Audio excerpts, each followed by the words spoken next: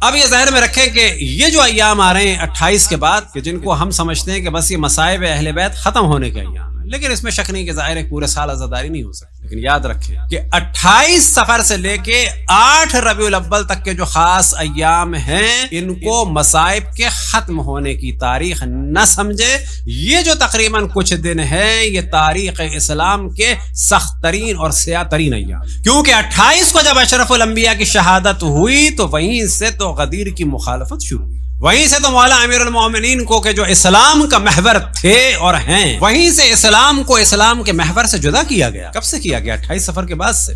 یہ 28 صفر سے مصائب اسلام کا سلسلہ شروع ہوا ہے کہ اسلام کو اس کے محور سے، اسلام کی چکی کا جو محور تھی ذات، اور جو محور ہے ذات، وہ ذات تھی مولا امیر المؤمنین اسد اللہ غالب علی کل غالب، صدیق اکبر فاروق ھذا الامت یعصوب الدین امیر المؤمنین علی ابن ابی طالب۔ یہ جو امامت پہ حملہ ہوا کب سے ہوا؟ 28 کے بعد تو ہوا ہے۔ جناب سیدہ کی شہادت یا 75 یا 95 دن کے بعد، البتہ تقریباً 15 قول یا سنی کتابوں میں ملا، لیکن جو ہمارے یہاں مشہور ترین ہے کہ اشرف الانبیاء کی شہادت کے یا 75 یا 95 دن کے بعد۔ اور تمام کے تمام 15 قول میں جو سب سے زیادہ سینسٹیو موضوع ہے اور لطیف موضوع ہے وہ یہ کہ ہر قول میں جو اصل موضوع ہے وہ یہ ہے کہ اشرف الانبیاء کے اتنے دن کے بعد، تاریخ نہیں ہے، اشرف الانبیاء کے 75 دن کے بعد، اشرف الانبیاء کے 95 دن کے بعد، اشرف الانبیاء کے 70 دن کے بعد، اشرف الانبیاء کے 60 دن کے بعد، اشرف الانبیاء کے 90 دن کے بعد، اشرف الانبیاء کے 3 مہینے بعد۔ ہر قول میں اشرف الانبیاء کی ذات کو جو ہے اور شہادت کو محور قرار دیا ہے، شیعہ مورخین نے بھی، سنی مورخین نے بھی۔ اب ظاہر ہے جب اہل سنت نے یہ قرار دیا ہے تو اس کے معنی یہ ہے کہ اللہ سبحانہ و تعالی یہ کروا رہا تھا کہ فاطمہ کی شہادت کا دار و مدار جو ہے وہ شہادت اشرف الانبیاء حضرت محمد مصطفیٰ صلی اللہ علیہ وآلہ وسلم پر۔ تو شہادت ان ایام میں ہوئی، لیکن سوال یہ پیدا ہوتا ہے کہ شہادت کے لیے جو ضربت لگی وہ کب ہوئی؟ یہی تو ایام ہے 28 کے بعد کے، جن کو ہم سمجھتے ہیں تو وہ ختم ہو رہے ہیں مسائل۔ اب اس کے بعد یہ کیفیت آئی کہ آپ نحیف و لاغر ہوتی چلی گئی، یہاں تک کہ روایتوں میں نقل ہوا کہ ہڈیوں پہ کھال رہ گئی۔ وہ تو سب آخر میں ہوا، ابتدا کہاں سے ہوئی تھی؟ 28 کے بعد۔ جناب محسن کی شہادت ہوئی، کب ہوئی؟ جمادی الاول میں، جمادی الثانی میں جناب محسن کی شہادت ہوئی ربیع الاول میں۔ مولا امیر المومنین کے گلے میں رسی کو ڈالا گیا ربیع الاول کے شروع میں کہ ان 10 دنوں کی اہمیت جتنی ہونی چاہیے مومنین کے درمیان اتنی نہیں۔ اور اس موضوع کو الحمدللہ کہ جب سے ہم نے سلسلہ شروع کیا ہے ہمیشہ اس کو ذکر کرتے ہیں کہ ان ایام کو، بے شک ایام میں اضافہ نہ کریں، ان ایام کو ایام محسنیہ کے عنوان سے، ایام ضربت جناب سیدہ کے عنوان سے اور زیادہ یاد رکھیں۔ خود مجالس کا عنوان دیں ایام محسنیہ، اس وقت ایران میں بھی شروع ہوا ایام محسنیہ۔ ایام میں اضافہ نہیں ہوا، ایک ٹائٹل کا اضافہ ہے کہ ان ایام کو کیا کہا جائے؟ ایام شہادت جناب محسن، ایام ضربت جناب سیدہ۔ یہ وہ ایام ہیں کہ جہاں پر غدیر کی مخالفت ہوئی، یہ وہ ایام ہے کہ جہاں پر اسلام کو اسلام کے ہادی سے جدا کر دیا گیا، یہ وہ اسلام ہے کہ جس میں اسلام کو اسلام کے محور سے جدا کیا گیا۔ اور تمام مصائب اہل بیت کا دار و مدار یاد رکھیں اس 28 سے لے کے جو یہ ہفتہ 10 دن ہے، یہ ہے پوری تاریخ کربلا کا دار و مدار بھی 28 صفر کے بعد سے لے کے ان ایام۔ اور یہی وجہ ہے کہ جناب حضرت زینب صلوات اللہ وسلام علیہا کا ایک جملہ کمال کا جملہ ہے کہ جس وقت ان کو مقتل سے گزارا گیا 11 محرم کا دن تھا، دن کیا تھا؟ ہفتہ۔ لیکن جناب زینب سلام اللہ علیہ نے کیا فرمایا امام حسین علیہ السلام کی جسم اطہر کو مقتل میں دیکھ کے، بے ابی انت من اسکرہ فی یوم الاثنین نحبہ ومقطع العرا، کہ میں قربان ہو جاؤں کہ جسے قتل کر دیا گیا، جس کے لشکر کو ختم کر دیا گیا، جس کے خیموں کی رسیوں کاٹ دیا گیا، کس دن؟ یوم الاثنین، پیر کے دن، جمعے کے دن کے واقعے کو جناب زینب سلام اللہ علیہ فرما رہی ہے پیر کے دن۔ اور اگر ہم کہنا چاہیں اسی واقعے کو کہ آپ تدریجاً پہنچ جائیں گے کہ اس وقت بھی پاکستان میں اگر کسی کا قتل ہو اہل بیت کی مودت کی وجہ سے، تو آپ یہ بھی کہہ سکتے ہیں کہ مثال کے طور پر جی نومبر کی، جیسے آج کل میں ہوا تو کہیں کہ نومبر کراچی میں ہوا، یہ بھی صحیح ہے۔ اور آپ یہ بھی کہہ سکتے ہیں کہ اس مومن کو قتل کیا گیا ہے، یہ جو ابھی زائر شہید کیے گئے، ان کے درجات کی بلندی کے لیے بر محمد والے محمد صلی اللہ علیہ وسلم۔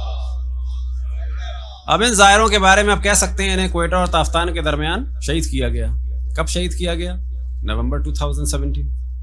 اور چاہے تو آپ یہ بھی کہہ سکتے ہیں کہ ان زائروں کو 28 صفر 11 ہجری مدینہ میں قتل کیا گیا، جس دن ثقیفہ ہوئی تھی اس دن ان کو قتل کیا گیا تھا۔ جس دن جناب سیدہ کے گھر کا گھراؤ ہوا تھا، جس دن مولا امیر المومنین کے گلے میں رسی کو ڈالا گیا تھا، ان کو مدینے میں قتل کیا تھا، کوئٹہ میں نہیں کیا تھا. تو جناب زینب سلام اللہ علیہا نے یہ نظریہ دیا یوم الاثنین نحبہ، یہ حسین کو قتل کیا گیا، اس کے لشکر کو قتل کیا گیا. کب؟ پیر کے دن. کون سا پیر کے دن؟ جس دن اسلام کو اس کے محور سے جدا کر دیا. کون سا دن؟ جس دن اسلام کو مولا امیر المؤمنین سے جدا کرنے کی. تو کوشش کریں، اور ہمیشہ ہم یہ پیغام دیتے ہیں کہ یہ جو 28 کے بعد کے 8-10 دن ہیں، دن نہیں اضافہ ہو رہا، ان دنوں کی اہمیت میں اضافہ. دن وہی ہیں، ایام ازا ہیں، ٹائٹل نیا دیں. یہ نہ سمجھیں کہ 28 کے بعد ایک سکون ہو گیا، نا، 28 کے بعد ہی تو قیامت ہوئی. یہی تو وہ دن تھے کہ جس میں جناب سیدہ سلام اللہ علیہا کا گھراؤ ہوا. اور یہ سب کچھ اگر نہ ہوتا تو کبھی بھی جو کچھ کربلا میں ہوا کچھ نہ ہوتا. تو اشرف الانبیاء کے بارے میں جب اجماع ہے تمام مسلمانوں کا کہ زہر دیا گیا، تو چھپانے کی کیا ضرورت ہے؟ پتہ چلتا ہے کہ اس موضوع کو چھپایا جا رہا ہے کہ مزید کیوں اور کیا اور کیسے والی گفتگو نہ ہو. لہٰذا جب بھی ہم نے اس کو ڈسکس کیا، بعض مذاہب کے علماء نے اس پہ اعتراض بھی کیا کہ آپ لوگ کیوں کہتے ہیں شہادت. یہاں پہ کہا جائے گا آپ کیوں نہیں کہتے شہادت. اب ہم سے کہتے ہیں کیوں کہتے ہیں شہادت، ہم آپ سے سوال کریں گے آپ کیوں نہیں کہتے شہادت. عبداللہ ابن مسعود سے روایت نقل ہوئی کہ اگر مجھ سے 9 دفعہ قسم کھلوائی جائے کہ رسول اللہ شہید ہوئے اور زہر دیا گیا، یہ کام میرے لیے آسان ہے بنسبت اس کے کوئی 1 دفعہ قسم کھلوائے کہ وہ شہید نہیں. اب اتنی بات واضح ہے کہ سلسلہ تو خطرناک تھا. ایک روایت آپ کے سامنے بیان کریں، صحیح بخاری کی ہے، کہ جس سے پتہ چلتا ہے خود اشرف الانبیاء اپنے زہر کے بارے میں کتنے سینسٹیو تھے. اور اس روایت کو عام طور پہ نقل نہیں کیا جاتا. اس روایت کے پیچھے کیا کیا گیم ہو سکتے ہیں وہ ہم کچھ نہیں ڈسکس کر رہے. اس روایت کو کیوں بیان کیا گیا ہے، کیا کیا امکانات ہیں، اس کو بھی نہیں ڈسکس کر رہے. ایک حدیث ہے صحیح بخاری میں، اور اسے کہتے ہیں حدیث لدود، اور لدود کے معنی ہے کسی کے منہ میں ڈالنا کچھ. اور یہ آیت نقل ہوئی جناب عائشہ سے، فرماتی ہیں لددنا رسول اللہ، کہ ہم نے رسول اللہ کے منہ میں زبردستی جو ہے ایک دوا کو ڈالا. فجعل یشیر، اور وہ اشارہ کرتے رہے اللہ تلدونی، وہ اشارہ کرتے رہے نہ ڈالو، نہ ڈالو میں ہمارے منہ میں کچھ نہ ڈالو میرے.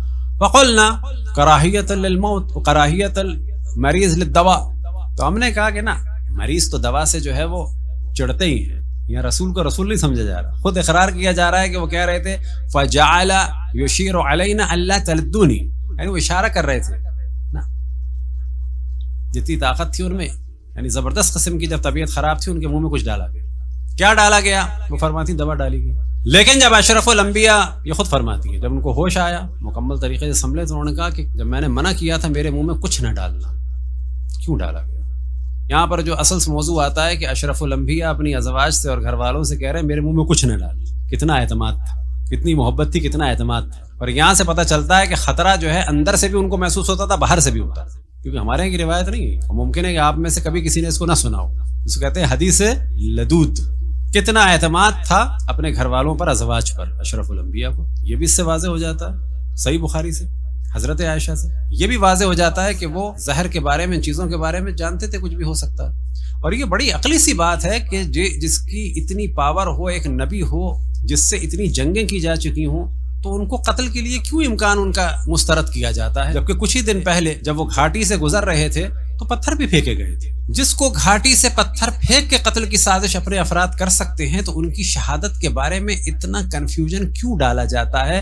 ان پاسبلٹیز کا اقرار کیوں نہیں کیا جاتا؟ آپ خود اتنی احتیاط فرما رہے ہیں کہ اپنی ازواج سے کہہ رہے ہیں کچھ نہ ڈالنا، مگر اسی کے اوپر بات ختم نہیں ہوئی. حضرت عائشہ فرماتی ہیں کہ پھر آپ نے فرمایا کہ یہ جو میرے منہ میں تم لوگوں نے ڈالا ہے، یہ سب کے منہ میں ڈالا جائے سوائے عباس ابن عبد المطلب کے. یہ اعتماد ہے. اب یہ ہے روایت، اس سے کیا کیا معنی نکلتے ہیں؟ آیا یہ حقیقت ہے یا یہ بتانے کے لیے ہے کہ کچھ نہیں تھا اس میں؟ یہ ہم کچھ اس کو ڈسکس نہیں کرتے. ہم صرف یہ بتا رہے ہیں کہ اشرف الانبیاء کو بھی اپنی جان کا خطرہ تھا، اور اتنا جان کا خطرہ تھا کہ اپنی ازواج کو بھی منع کیا تھا میرے منہ میں کچھ نہ ڈالنا، اور اتنا خطرہ تھا کہ جو ڈالا ہے تو کہا اپنے منہ میں بھی ڈالو. اب اس کو آپ جو بھی سمجھ لیں، محبت سمجھ لیں یا شک سمجھ لیں، صلوات پڑھیں پر محمد والے محمد.